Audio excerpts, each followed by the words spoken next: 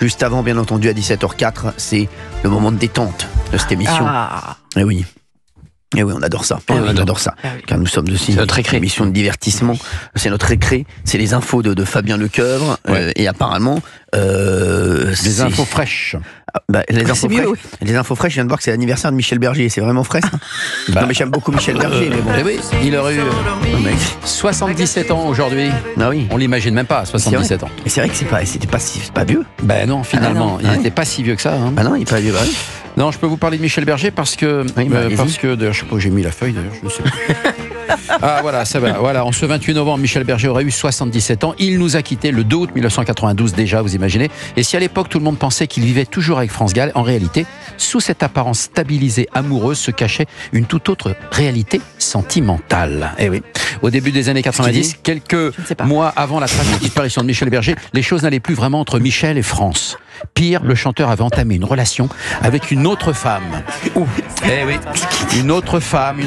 Il comptait quitter France Gall pour vivre au grand jour sa nouvelle romance. Les mecs, on n'est pas sur Chant de France ici. Hein.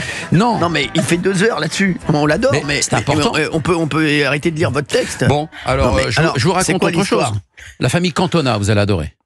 Eric Cantona. Eric Cantona. Alors, la famille Cantona, je demande le neveu Martin, 22 ans. Ah oui, 22 ans. Suite à un article paru dans la Provence il y a quelques jours, son oncle Eric Cantona a réagi sur Instagram pour féliciter son neveu, le fils de Jean-Marie Cantona, donc l'aîné de la fratrie Cantona. Et le jeune garçon vit au Québec, je vous signale, il étudie là-bas, il se destine à une carrière de gardien de but. Il y a trop de prénoms. Vous avez suivi un peu. Mais les mecs, on a l'impression d'être dans un quiz. Non mais sans rigoler. Moi, depuis le début de la chronique, j'ai rien capté. Bon. Alors, si j'ai compris que Michel Berger avait trompé France Gall. C'est ça. Et ça, là j'ai bon. Oui, avec bien qui sûr. Voilà. Avec qui une jeune personne, l'ex de Rod Stewart, Béatrice Grimm.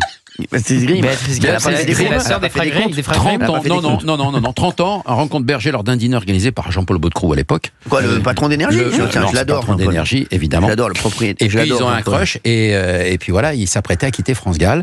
Et surtout pour ses enfants, Michel il avait visiblement, il projetait en tout cas de s'installer aux États-Unis. Il paraît que France Gall est arrivé dans la chambre, il était au téléphone, je vous jure que c'est vrai. C'est une histoire vraie. Il est arrivé au téléphone et France Gall l'a surprise avec allez, la vanne arrive. Avec sa meuf. Regarde, elle arrive à pied là-bas. Débranche tout. En tout cas, il voulait s'installer aux États-Unis, Michel Berger. En plus, Michel Berger et France Gall, que j'adore, parce qu'en plus, c'est grâce à eux qu'on a le covoiturage. Quoi? Ah bon? C'est lui qui a écrit Blablacar. Où es-tu? Blablacar. Où es-tu? Alors, mais c'est vrai, personne ne parle de cette relation parce que c'est une information qui dérange en fait, parce qu'on se dit c'est tellement une légende. Il y a une légende, Berger, Gall. Mais c'est Michel Berger qui s'est fait quitter par Véronique Sanson pour un paquet de cigarettes. Déjà, oui, alors qu'elle a pris un vol. Il est parti avec Philippe Maurice. Elle est jamais. Mais non, oh là là.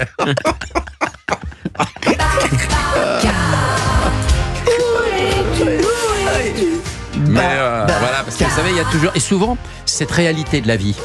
On la sait pas au moment de la disparition de l'artiste. Et le philosophe là, c'est bon. Non mais c'est important de comprendre. Mais il n'y a rien à comprendre. Mais bien sûr. Non, mais c'est comme les ça. gens aiment bien savoir. Quand l'amour frappe à ta porte, c'est pas comme le facteur. Ah bon. Il faut l'ouvrir parce que le facteur il passe, mais l'amour il repasse pas. Crois-moi. Je te le dis. Je vous le dis. Moi le facteur je l'ouvre tout le temps. Et puis Jean-Luc Reichmann, votre ami là. Qu'est-ce qu'il a? Il est très heureux. Il vient de publier sur Instagram il y a 48 heures. Il dit: je suis en ce moment en tournage à Marseille pour Léo Mattei et j'ai reçu une nouvelle qui m'a bouleversé. À votre avis? Eh bien tout simplement, les 12 coups de midi, c'est l'émission préférée des Français sur 100 programmes qui ont été proposés. Fort. Ça c'est génial. Une reconnaissance dont il est intensément pour lui. J'adore Jean-Luc. Heureux. C'est mon ami. Voilà. Mais c'est bien, merci. On est content. Il y a une dernière petite info quand même pas fraîche. Hein. Non, je sais pas, qu'est-ce qu'il y a comme info fraîche même une info.